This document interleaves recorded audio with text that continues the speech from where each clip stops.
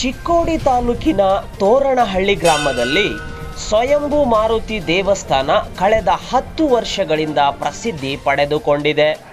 ಇಲ್ಲಿನ ದೇವಸ್ಥಾನದಲ್ಲಿ ಪ್ರತಿ ಶನಿವಾರ ಸಾವಿರಾರು ಭಕ್ತಾದಿಗಳು ಬರುತ್ತಾರೆ.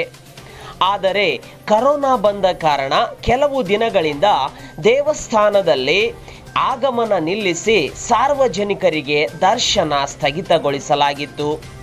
ಆದರೆ ಈಗ ದೇವಸ್ಥಾನದಲ್ಲಿ ಸಾರ್ವಜನಿಕರಿಗೆ ದರ್ಶನಕ್ಕಾಗಿ ಮುಕ್ತ ಅವಕಾಶ ನೀಡಿದ್ದಾರೆ.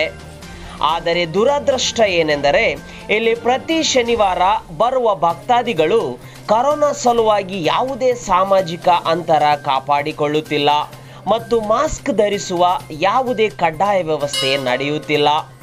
ಈ ಅವ್ಯವಸ್ಥೆಯನ್ನು ವೀಕ್ಷಿಸಲು ಯಾವ ಅಧಿಕಾರಿಗಳು ಸಹ ಯಾವುದೇ ವೀಕ್ಷಣೆಯನ್ನು ನೋಡಲು ಇಲ್ಲಿ ಆಗಮಿಸುತ್ತಿಲ್ಲ. ಅಲ್ಲಿನ ವ್ಯಾಪಾರಿಗಳು ಮಾಸ್ಕ್ ಮತ್ತು ಸಾಮಾಜಿಕ ಅಂತರ ಬಗ್ಗೆ ವಿಚಾರಿಸಿದರೂ ಯಾವ ಪ್ರತಿಕ್ರಿಯೆಯು ಭಕ್ತಾದಿಗಳಿಂದ ಮತ್ತು ಸಾರ್ವಜನಿಕರಿಂದ ಬರುತ್ತಿಲ್ಲ.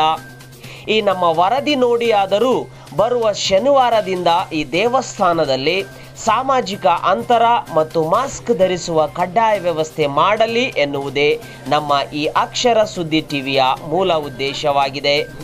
ಬ್ಯೂರೋ ರಿಪೋರ್ಟ್, ಅಕ್ಷರ ಸುದ್ದಿ ಟಿವಿ, ತೋರಣಹಳ್ಳಿ.